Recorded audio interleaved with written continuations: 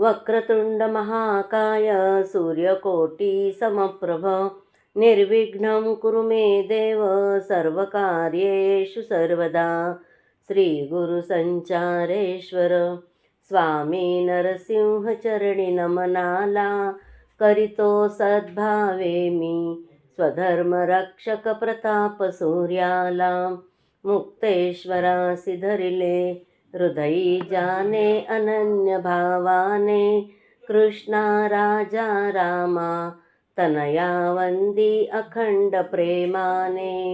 जीवित ध्येय जयाचे स्वधर्म रक्षण तसेच संघटन सकला हिंदू जनांची शुद्धी पतितांची धर्मिणी जजाण।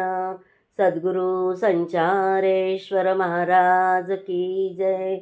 कृपा कटाक्षाची किरणे मोह समुद्राचे आटणे घडे जय त्या श्रीकृष्णे वंदू तया ते श्रीराम। सद्गुरुनाथ महाराज की जय। आदरणीय कल्पनाताई आणि एकादशी ग्रुपमधल्या सर्व साधक बंधू भगिनींना नमस्कार करते आणि आधीच एक सगळ्या या एकादशी ग्रुपचे आभारी मानून घेते, कारण त्यांनी मला परमपूजनीय महाराजांच्या चरित्र गंगेत सुस्नात होण्याची संधी दिली आणि त्यामुळे मी आधीच सगळ्यांना धन्यवाद देते। कारण नंतर का एकदा चरित्र गंगेमध्ये आपण वाहवत गेलो तर मग आभार मानायचे धन्यवाद मानायचे राहून जातील। तर असो, आपल्याला पहिल्यापासून असं सांगण्यात आलेलं आहे की थोर महात्मे होऊन गेले चरित्र त्यांचे पहा जरा आपण त्यांच्या समान व्हावे हाच सापडे बोध खरा। या दृष्टीने आपण आज पाचलेगावकर महाराजांचं चरित्र बघण्याचा प्रयत्न करूया। आता इथे जे बरेच जण आहेत, आरती आहे, माधवराव आहेत, कल्पनाताई आहेत आणि अजूनही बरेच जणांना महाराजांचा सहवास घडला असेल, महाराजांचं दर्शन घडलं असेल, त्यातल्या काही घटना पण त्यांना माहिती असतील, परंतु तरी पण आपण महाराजांचं चरित्र इतकं विशाल आहे की एवढ्या याच्यामध्ये ते सांगणं तर शक्य होणार नाही, पण तरी त्यातल्या त्यात जास्तीत जास्त सांगण्याचा प्रयत्न करणार आहे। मराठवाडा ही भिन्न भिन्न तीर्थक्षेत्रांनी व गोदावरीसारख्या पवित्र नद्यांनी पावन केलेली संतांची, वीरांची आणि वीरभद्रांची पवित्र भूमी आहे। भारताची आध्यात्मिक अस्मिता याच मराठवाड्यात कधी ज्ञानदेवांच्या रूपाने तर कधी एकनाथांच्या तर कधी समर्थांच्या तर कधी दासो पंतांच्या रूपाने प्रगट झाली आणि तीच अस्मिता 8 नोव्हेंबर 1912 साली धर्मभास्कर नरसिंह संचारेश्वर पाचलेगावकर महाराजांच्या रूपाने पाचलेगाव तालुका जिंतूर जिल्हा परभणी इथे प्रगट झाली। पूजनीय महाराजांचा जन्म दीपावलीच्या दिवसांमध्ये नरक चतुर्दशीला झाला। आता दीपावलीचे दिवस असल्यामुळे घरात, गावात, देशात सर्वत्र आनंदच भरून राहिला होता। त्यांच्या वडिलांचे नाव राजाराम पंत कुलकर्णी आणि आईचे नाव कृष्णाबाई उर्फ भागीरथीबाई। आता तुम्हाला वाटेल महाराजांचे नाव तर पाचलेगावकर आहे, मग इथे कुलकर्णी कसे काय? तर महाराजांच्या वडिलांना म्हणजेच राजाराम पंतांना पांडे, कुलकर्णी व देशपांडे अशी 3 वतनं होती, म्हणून त्या कुळातल्या कोणी पांडे आडनाव लावलं, कोणी देशपांडे लावलं तर कोणी कुलकर्णी लावलं। आणि नवलाची गोष्ट अशी की महाराजांच्या जन्माच्या अगोदरच गोदावरी तीरावर वास करणारे एक वयोवृद्ध तपस्वी परमहंस परिव्राजकाचार्य श्री माधवाश्रम स्वामी महाराज पाचलेगावी आले आणि राजाराम पंतांच्या घरी येऊन म्हणाले, त्यांनी दारापाशी उभे राहिले आणि म्हणाले, ओम भवती भिक्षां देही। तेवढ्यात कृष्णाबाईंनी बरातभर भिक्षा आणली। स्वामी म्हणाले, मला ही भिक्षा नको। राजाराम पंत म्हणाले, स्वामीजी मग आपणास कोणती भिक्षा पाहिजे? तेव्हा स्वामीजी कृष्णाबाईंना म्हणाले, तुमच्या पोटी जो बाळ जन्माला येईल ना तोच आम्हाला द्या, हीच भिक्षा मागण्यासाठी आम्ही आलो आहोत। आता राजाराम पंत आणि कृष्णाबाईंनी ते तात्काळ मान्य केले, कारण त्यावेळेस त्यांना एवढं समजलं होतं की आपल्याला आता नक्कीच मुलगा होणार आहे। आणि त्यांचं ते वचन ऐकून स्वामींनाही आनंद झाला आणि ते म्हणाले की आता मी जातो, पण बरोबर बाळाच्या बारशात मी नक्की येईल। आणि खरंच बारशाला स्वामीजी आले, पण जरा उशीर झाला म्हणून राजाराम पंतांनी महाराजांचे नाव नरसिंह ठेवले. तितक्यात स्वामीजी आले आणि त्यांनी सांगितले, वा, नरसिंह नाव तर खूपच छान आहे, कारण तुमचा हा पुत्र दुष्टांना नरसिंहच वाटणार आहे. पण मी अजून एक नाव ठेवतो, ते म्हणजे संचारेश्वर. हा तुमचा पुत्र एकाच ठिकाणी राहणार नाही, भारतात तो प्रवास करून प्रचार करेल. आणि तसेच झाले. नरसिंह पुढे खरोखर संचारेश्वरच झाले. आता इथे महाराजांच्या बावणीतील ओव्या जरा घेतल्या. स्वामी माधवा श्रम घरी येती, भविष्य त्यांना सांगून जाती. उदरी तुमच्या बाळ जो येई, साधू संत वितरागी होई. नसे पुत्र हा मूढ संसारी, देशहिताची आवड भारी. आशीर्वचने सत्यची झाली, गुरु माऊली जन्मा आली. तर अशा रीतीने हेच माधवाश्रम स्वामी पुढे श्री महाराजांचे गुरु झाले आहेत. असो, बारसे झाले आणि नरसिंह असे बालकाचे नाव ठेवण्यात आले आणि स्वामींनी त्यांचे नाव संचारेश्वर ठेवले. नरसिंह जात्याच अत्यंत खोडकर असल्यामुळे त्याला आवरता आईवडिलांच्या अगदी नाकी नऊ यायचे. वयाच्या 5व्या वर्षीच नरसिंहाची मुंज करण्यात आली. भगवंताची पूजा, अर्चा, भजन, पुराण इत्यादी गोष्टी त्यांना मनापासूनच फार आवडत. तसेच आजूबाजूचे धनगर, माळी, मराठा यांची मुलं म्हणजे नरसिंहाचे मित्र. त्यांना घरी आणून आईला असं म्हणायचे की आधी त्यांना दूध दे आणि मगच मी दूध पेईल. म्हणजे असं आहे की त्याच्यानंतर म्हणे मगच मी दूध घेईल.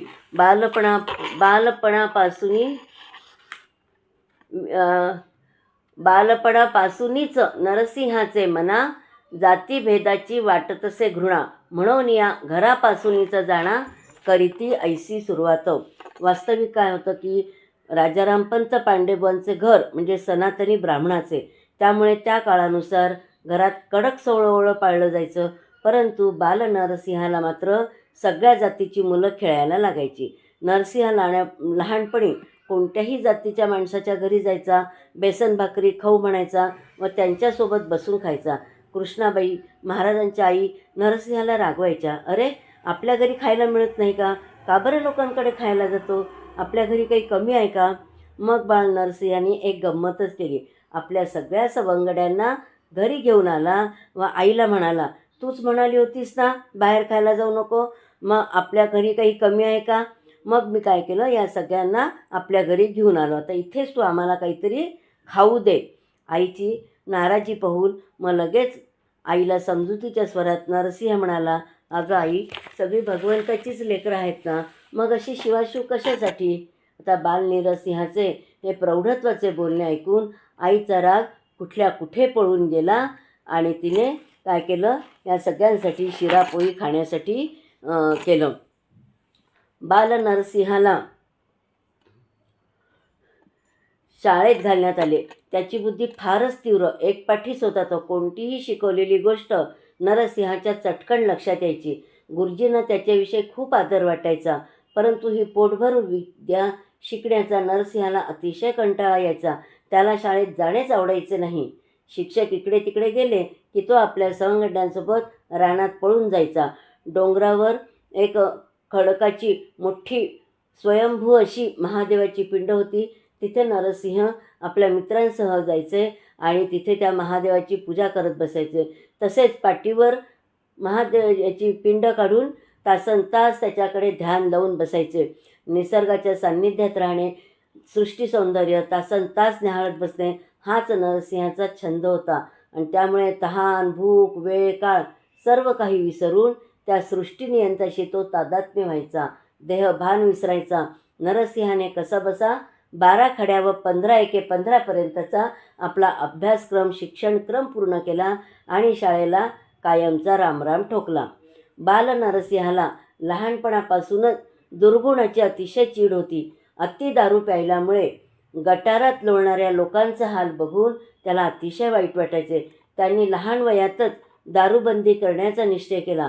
जिथे दारूचा साठा होता त्यामध्ये माती कालवून दिली आणि किमान 2 दिवस तरी गावातल्या 400-500 लोकांना दारू बंदी केली. तसेच मोठमोठ्या मडक्यांमध्ये दारू भरून ठेवलेली असायची. रात्री चुपचाप ते मित्रांसोबत जायचे आणि ते सगळे मडके ते फोडून टाकायचे. अशा तऱ्हेने लहानपणापासूनच काय केलं की त्यांनी असं दारूबंदी करायला सुरुवात केली. एक गोष्ट या ठिकाणी मला आठवते की माझे लग्न झाले आणि खामगावी कधी माझी आई आली तर म्हणायची की तुमच्याकडे तर पाणी पिण्याची सोय नाही आहे, कोणीही येते आणि तुमच्या माठाला लागते. अर्थातच आश्रमातच राहत असल्यामुळे जातीभेद अजिबातच नव्हता.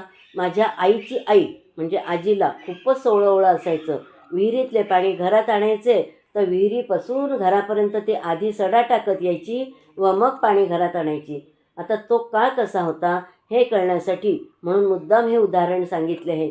अशा काळामध्ये महाराजांनी जातीभेद अस्पृश्य न मानता खूप मोठी क्रांती केलेली आहे.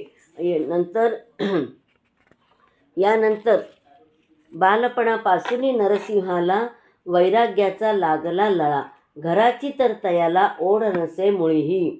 समर्थांच्या चरित्रात लहानपणी त्यांना जर कोणी अंगावर दागिने घातले तर ते काढून लगेच गरिबांना वाटून देत असत असं त्यांच्या चरित्रात आहे. तसेच रामकृष्ण परमहंसांच्या चरित्रात लहान असताना रंगत चुलीजवळ आले, चुलीतील सगळी राख अंगाला फासून टाळ्या पिटू लागले असा उल्लेख आहे. स्वामी विवेकानंदांनी आईने नवीन नवीन कपडे घालावे आणि दारावरून कोणी याचक आला की नरेंनी त्या अंगातले कपडे काढून द्यावे. अगदी त्याप्रमाणे या बाल नरसिंहाने हिवाळा असो पावसाळा असो अंगात कपडे घातलेच नाही. फक्त एक लंगोटी असायची. पांडेबांचा मुलगा आणि असा उघडा फिरतो म्हणून बाया बापड्या नावे ठेवायच्या. आईला खूप वाईट वाटायचं. आई त्याच्यासाठी नवीन नवीन कपडे आणायची व घाल म्हणायची.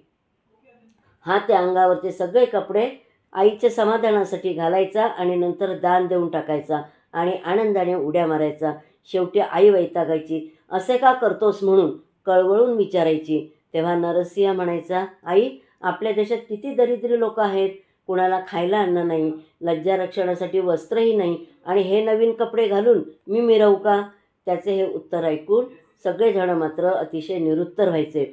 आणि पुढे महाराज सांगायचे आम्हाला, कात्रीनं लागली माझ्या केसाला आणि वस्त्रा डोक्याला लावूच दिला नाही कधीही. आणि म्हणून 8व्या वर्षीच जटा खांद्यावरुनी लोंबती बटा, वैराग्याच्या ऐशा छटा दिसू लागल्या बालपणी. अशा प्रकारे लहानपणापासूनच त्यांच्या विरक्त स्वभावाची ओळख होऊन म्हणतात ना, मुलाचे पाय पाळण्यात दिसतात, त्याची प्रचिती येऊ लागली.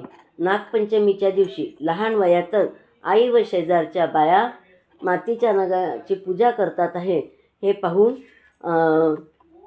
नरसिंह आपल्या आईला म्हणाला की आई, अगं तू मातीच्या नागाची पूजा का करतेस, खऱ्या नागाची पूजा कर ना. तेव्हा सर्व बायका म्हणाल्या, जा बाळा तू खरा नाग घेऊन ये. त्यांना काय की याला कटवायचंच होतं की हा बाहेर गेला की आम्ही शांतपणे नागाची पूजा करू शकू. कसेही करून या बालकाला येथून बाहेर काढायचे व नागपूजा व्यवस्थित करायची म्हणून त्यांनी बाळाला बाहेर काढले. पण ते बाळ काय असे तसे होते का, साधेसुधे? तो नरसिंह खरंच जिवंत नाग घेऊन आला. आणि मग काय विचारता, महाराज आम्हाला नंतर गमतीने सांगायचे, ज्या बायकांनी मातीच्या नागाची पूजा केली त्यांनी त्याच नागावर पाय देऊन पलायन केले. पण महाराजांनी नंतर सगळ्यांना शांत केले आणि नागाचे दुरून दर्शन करायला लावले आणि नाग हा जंगलामध्ये सोडून दिला. हा धाडसीपणा तर आहे, पण त्याचबरोबर चित्तशुद्ध असल्यावर शत्रूही मित्र होणार याचे प्रत्यंतर समस्त मंडळींना वृत्तीने दाखवले. तेव्हापासूनच नरसिंहाला कोणी छोटे महाराज तर कोणी बाबा महाराज आणि काही जण दत्तानंदांचे अवतार म्हणायचे. धन्य होत महाराजांच्या या उद्योगाने आई वडील खूप त्रस्त होऊन गेले. त्यांना वारंवार माधवाश्रम स्वामींची आठवण येऊ लागली. आता इथे सांगायचे म्हणजे श्री महाराजांची जी गुरु परंपरा आहे ना, त्यातले प्रथम अवतार म्हणजे श्रीपाद श्री वल्लभ स्वामी महाराज, द्वितीय नृसिंह सरस्वती, त्यानंतर वासुदेवानंद म्हणजे टेंभे स्वामी, त्यानंतर नागेश ब्रह्मचारी व त्यानंतर नारायण दत्तानंद स्वामी अवतरले, त्यानंतर माधवाश्रम स्वामी आणि त्याच्यानंतर आपले परमपूजनीय संचारेश्वर महाराज आणि याचा पुढचा अवतार महाराजांनी सांगून ठेवला आहे थाडेश्वर. तर हे जे नारायण दत्तानंद स्वामी आहेत ना, हे वाडी म्हणजे नैकोटवाडी, इथे नरसोबावाडी नाही, नैकोटवाडीला मुक्कामाला असताना माधवाश्रम स्वामी त्यांच्या दर्शनास गेले. त्यानंतर जन्मोजन्मीची जाणूनी खूण ओळखती एकमेका जाण, वाडीस घेती ठेवणी माधवाश्रम स्वामींना. म्हणजे नारायण दत्तानंद स्वामी आणि माधवाश्रम स्वामी दोघांनीही एकमेकांना ओळखलं आणि वाडी संस्थांचा कारभार नारायण दत्तानंदांनी माधवाश्रम स्वामींवर सोपवला. आता आपल्याला लवकरच निजधामास जावे लागणार याची त्यांना कल्पना आल्यावर त्यांनी आपले जीवन रहस्य माधवाश्रमांना सांगितले आणि एक दत्तमूर्ती त्यांच्या जवळ देऊन त्यांना असे सांगितले की मी पुढचा जन्म पाचलेगावला घेणार आहे, तेव्हा ही दत्तमूर्ती मला द्या, हे माझे दैवत आहे, तोवर हे सांभाळून ठेवा. नंतर दत्तानंदांनी खडक्याला जाऊन गोदावरीला जलसमाधी घेतली. तो प्रसंग पण खूपच रोचक आहे, पण किती सांगू आणि काय सांगू असे मला होऊन गेले. आता आपल्या लक्षात आलेच असेल की पाचलेगावकर महाराज म्हणजे पूर्वजन्मीचे नारायण दत्तानंद स्वामी.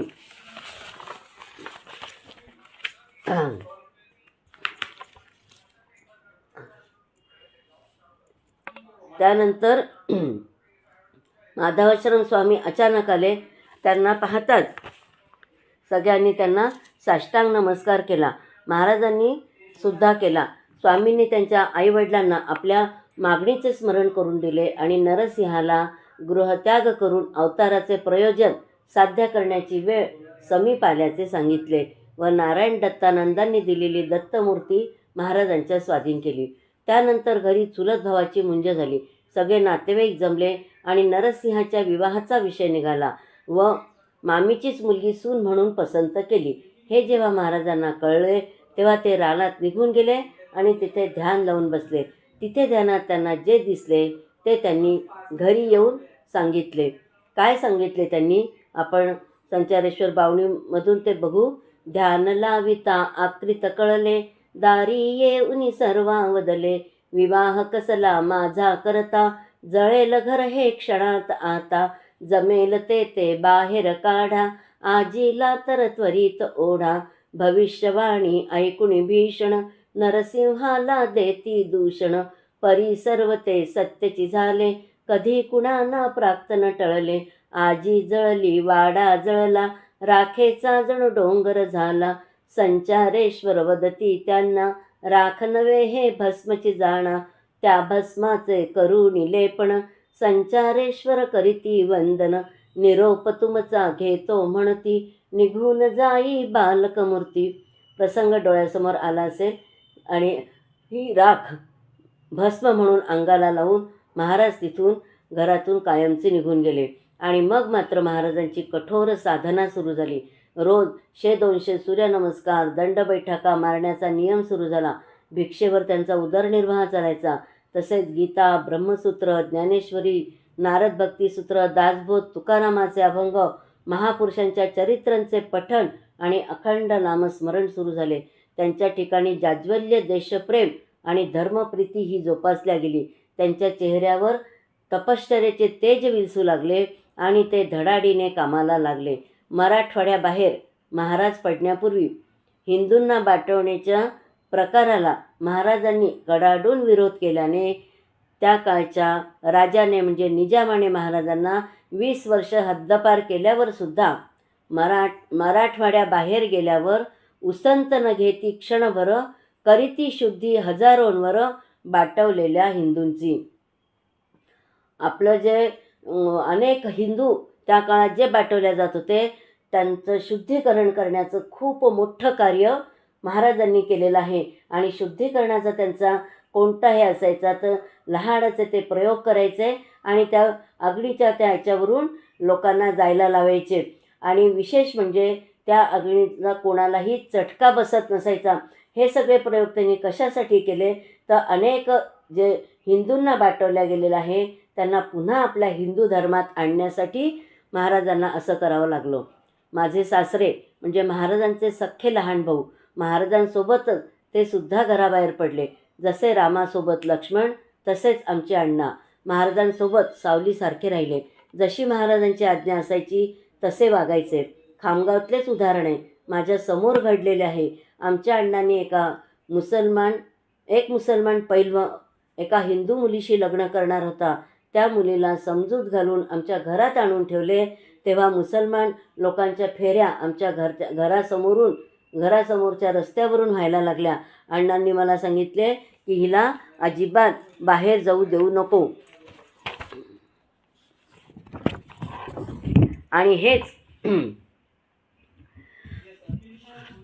आणि त्या मुसलमानांच्या तावडीतून त्यांनी तिला सोडवले. चांगल्या हिंदू मुलगा पाहून त्यांनी तिचे लग्न लावून दिले. हा सगळा महाराजांच्या सहवासाचा परिणाम. महाराजांच्या कार्याचा आढावा घेणे खरोखरच माझ्या अल्पमतीला फारच अवघड आहे. परंतु इंग्रजांचे कारस्थान उखडण्यासाठी लष्करी शिक्षण देऊन एका सशस्त्र हिंदू संघटना महाराजांनी उभी केली आणि नंतर तिचे काम झाल्यावर त्यांनी ती संघात विलीन करून टाकली. तर अशा तऱ्हेने आपण बघितलं होतं की माधवाश्रम स्वामी जन्माच्या अगोदरच राजाराम पंतांच्या घरी भिक्षा मागण्यास गेले असताना कृष्णाबाईला मुलीच्या पाठीवर दिवस राहिले आणि साहजिकच आता मुलगा व्हावा असं त्यांना वाटू लागले. माधवाश्रम घरी आले म्हणून सगळ्यांना खूप आनंद झाला. सगळं गाव तिथे गोळा झाले. ते राजाराम पंतांना म्हणाले, तुम्ही आधी मला वचन द्या आणि मग मी मागेन ते तुम्ही मला द्या. राजाराम पंत ताबडतोब हो म्हणाले आणि मग माधवाश्रम स्वामी म्हणाले, तुमच्या पोटी जो जन्म घेणार तो साधा सुद्धा नसे नर, तो तर ईश्वरी अवतार, जे दैणे असे ईश्वराचे. त्याचीच भिक्षा मागण्यासी आलो तुमच्या दाराशी, सांभाळावे दैवी बालकाची आमची ठेव म्हणून या. आणि असे म्हणून स्वामी तिथून तात्काळ निघून गेले. नंतर बारशाच्या दिवशी आले. त्यांनी बारशाचं महाराजांचं नाव ठेवलं आणि त्यानंतर आपण पाहिलं होतं की या नरसिंहाच्या खोड्यांनी त्यांचे आईवडील मात्र अतिशय त्रस्त होऊन गेले आणि ते पुन्हा काय करायला लागले तर स्वामींची वाट पाहू लागले. अशा तऱ्हेने महाराजांचं जे कार्य आहे ते कार्य झाल्यावर बावणीच्या ओळीतून महाराजांच्या कार्याचा थोडासा आपण आढावा घेऊया. समर्थ समरस हिंदू व्हाया, झोकुनी दिधली आयुकाया, अनेक विध मग यज्ञ केले, अज्ञानी जन जागृत झाले, गुंफुनी श्रम यज्ञांची माला, अर्पण केली मातृभूमीला, मुक्तेश्वर आश्रमा स्थापिले, उपासनेचे बीज रोविले, आविर्भूत निर्गुण पादुका, तळघरात त्या असती देखा, संचारेश्वर गुरु माऊली, अंती त्यातची विलीन झाली, वर्णू किती मी कार्या त्यांच्या, अगाध लीला नरसिंहाच्या. अशा तऱ्हेने महाराजांचे संपूर्ण जीवन अत्यंत अद्भुत आहे. त्यांच्याकडून भगवंतांनी अनेक चमत्कार करविले, पण त्यांचा मात्र चमत्काराला फारच विरोध असायचा.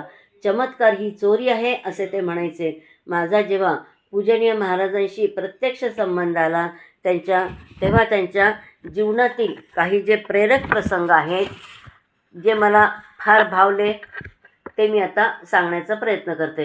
1978 साली परमपूजनीय श्री महाराज यांचे पुतणे श्री मोहनराव कुलकर्णी यांच्याशी लग्न होऊन मी खामगावच्या मुक्तेश्वर आश्रमात आले. लग्न झाल्यावर प्रत्येकाचंच जीवन बदलते, परंतु माझ्या जीवनामध्ये मात्र आमूलाग्र बदल झाला. पूजनीय महाराज म्हणजे माझे सासरे यांचे सख्खे काका असे असले तरी घरातल्या सर्वांची त्यांच्याकडे बघण्याची दृष्टी एक संत व महाराज म्हणूनच होती. आल्या आल्या महाराजांनी मला सांगितले, तुला तुझ्या सासूने त्रास दिला तर मला सांग हं. आणि या एका वाक्याने महाराज एकदम मला माझे वाटायला लागले. आश्रमात सकाळची प्रार्थना, नंतर देवदर्शन, दुपारचे बौद्धिक, संध्याकाळची आरती या सर्व कार्यक्रमांना हजर राहावेच लागायचे. ज्याप्रमाणे आई आपल्या मुलाच्या प्रगतीसाठी खूप कष्ट घेते, त्याचे लौकिक जीवन चांगले, सुखी, समृद्ध व्हावे अशी तिची इच्छा असते, अगदी त्याचप्रमाणे पूजनीय महाराज आश्रमातील सर्वांचे आध्यात्मिक जीवन समृद्ध व्हावे यासाठी असे कार्यक्रम करायचे. लग्नाच्या आधी सिनेमाचे गाणे गुणगुणणारी मी कधी भजने म्हणायला लागली हे मला देखील कळलं नाही. तसेच महाराज सगळ्यांकडून रोज 1 तास वाचन सेवा करून घ्यायचे. महाराजांनी दासबोध, ज्ञानेश्वरी, तुकाराम गाथा, एकनाथी भागवत इत्यादी ग्रंथांचे वाचन सगळ्यांकडून करवून घेतले. 1 तास त्यासाठी सगळ्यांना द्यावा लागायचा. ग्रंथ समजो न समजो, परंतु वाचनाची गोडी महाराजांनी लावली. आधी कथा, कादंबऱ्या, मासिके वाचायची आवड आणि त्यानंतर या ग्रंथांची गोडी लागली ते कळलेच नाही. आश्रमात गोकुळाष्टमीचा एक आगळा वेगळा कार्यक्रम महाराज घेत असत. रात्री 12 वाजता कृष्णाच्या जन्माचे कीर्तन वगैरे व्हायचे व दुसऱ्या दिवशी गावातील सर्व लहान मुलांना त्यांच्या आया आश्रमात घेऊन यायच्या. मग त्यांची कृष्ण समजून पूजा करायची. त्यांना तेल उटणे लावायचे, गरम पाण्याने आंघोळ घालायची. आंघोळ करताना पुरुष सूक्ताचा अभिषेक करायचा. नंतर सगळ्यांना गंध लावून गळ्यात हार घालायचा. त्यांना दूध प्यायला द्यायचे व कृष्ण समजून त्यांची आरती करायची. अतिशय सुंदर असा कार्यक्रम. अजूनही तीच परंपरा कायम टिकून आहे.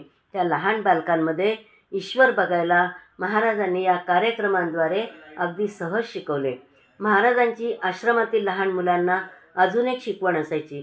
आपण विचारतो ना लहान मुलांना की तो कोणाचा, तेव्हा त्याला शिकवलेले असायचे, मी माऊलीचा असे म्हणावे, मी महाराजांचा असे म्हणावे. आज अध्यात्माच्या पायघड्यांवरून वाटचाल करताना या शिकवणीचे महत्त्व कळते. आयुष्यभर मनुष्य मी आणि माझे यामध्ये गुरफटतो. इथे महाराजांनी लहानपणापासूनच या मीवरच उत्तम संस्कार आचरणातून करवून घेतले. महाराजांनी निष्काम कर्मयोग शिकवला. महाराजांनी एवढी मोठमोठी कार्य केली आणि त्याला यज्ञाचे स्वरूप दिले. आपल्याला कल्पनाताईंनी आता त्याचा उल्लेख केलाच होता की यज्ञामध्ये सर्व स्वहा म्हणजे अर्पण करायचे असते. तसेच महाराजांनी प्रत्येक कर्माचे कर्तृत्व या यज्ञामध्ये स्वहा करायला शिकवले आणि त्याला नावेही छान असायची. श्रमदान यज्ञ, रक्तदान यज्ञ.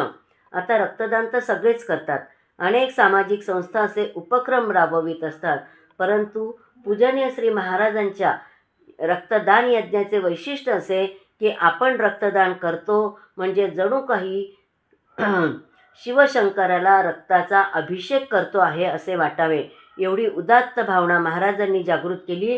तसेच याच वेळेस मंदिरात शिवाला रुद्राचा अभिषेक पण सुरू असायचा. सगळे संत अहंकाराला मारायला सांगतात, परंतु पूजनीय श्रींचे वैशिष्ट्य हे की ते अहंकाराला व्यापक करा म्हणायचे. आता अहंकार हा व्यक्तिगत उद्देश नजरेसमोर ठेवून कार्य केल्यानेच होतो, पण व्यापक दृष्टिकोन असेल तर तो अहंकारच राहणार नाही. जिथे व्यापकता आहे तिथे अहंकाराला जागाच उरत नाही. अजून एक पूजनीय महाराज सर्वांकडून करवून घ्यायचे ती वाक्सेवा. म्हणजे बघा, महाराज त्याला प्रवचन सेवा म्हणत नाहीत तर वाक्सेवा म्हणतात. म्हणजे वाणीद्वारे केली जाणारी भगवंताची सेवा.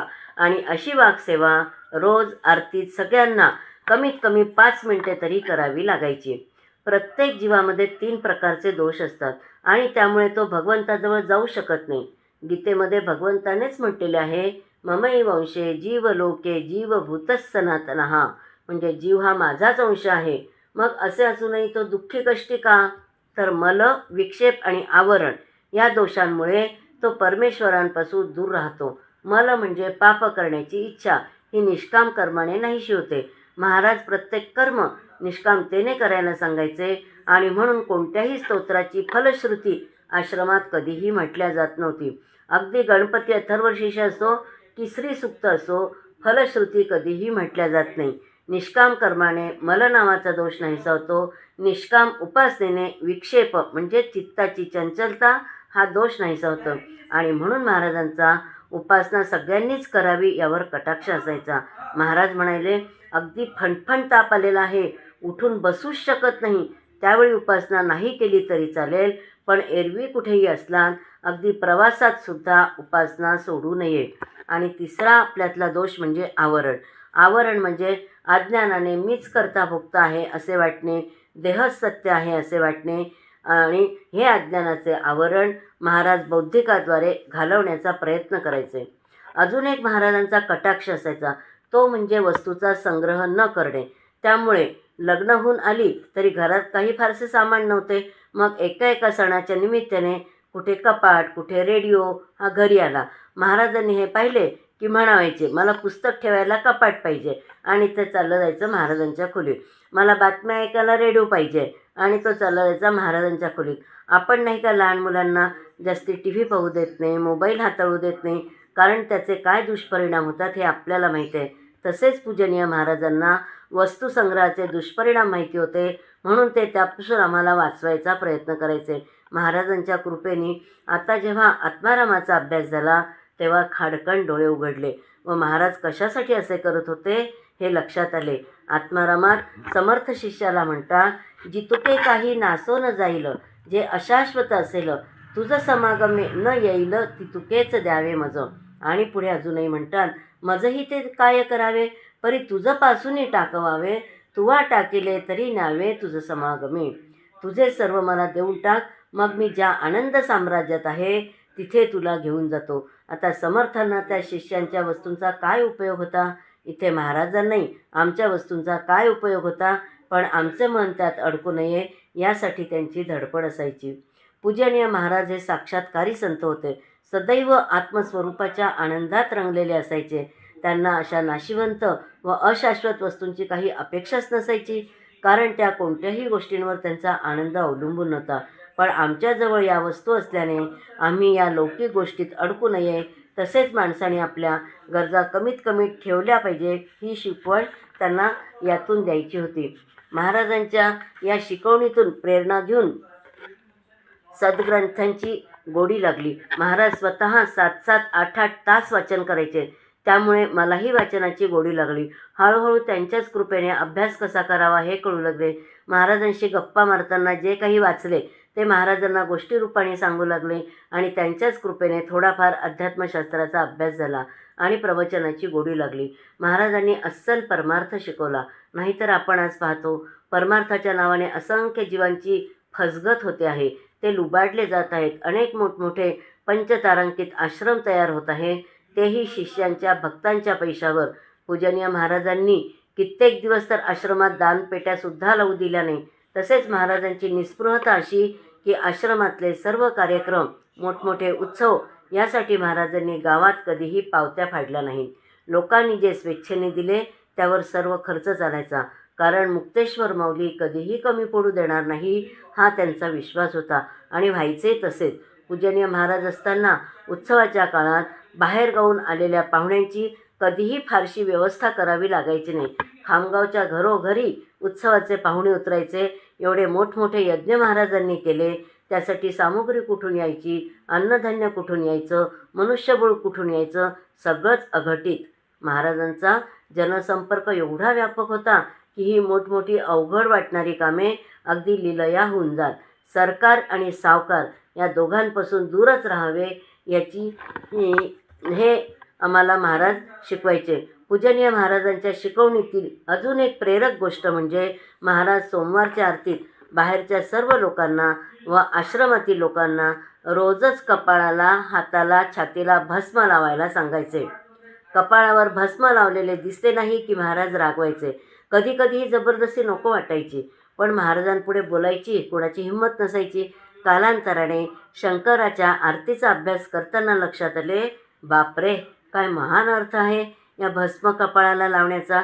शंकराच्या आरतीत दुसऱ्या कडव्यात म्हटलेले आहे, विभूतीचे उधळण शीतकंठ निळा असं म्हटले आहे. शंकराची विभूती हे कशाची आहे तर चिताभस्माची आहे. शंकराला चिताभस्माची आवड आहे. त्यांची आवड पुरवण्याची जबाबदारी त्यांच्या उपासकांवर आहे, म्हणजेच आपल्यावर आहे. जेव्हा जाण्याची वेळ येईल तेव्हा त्यांच्या विभूतीची सोय झाली असे समजावे, म्हणजे आपल्याला हसत हसत मृत्यूला सामोरे जाता येईल. महाराज रोज भस्म कपाळाला लावायला सांगायचे. प्रत्येक गोष्टीतला अर्थ कळला ना की मग त्याचं श्रेष्ठत्व कळते. या शरीराची कधी ना कधीतरी राख होणारच आहे.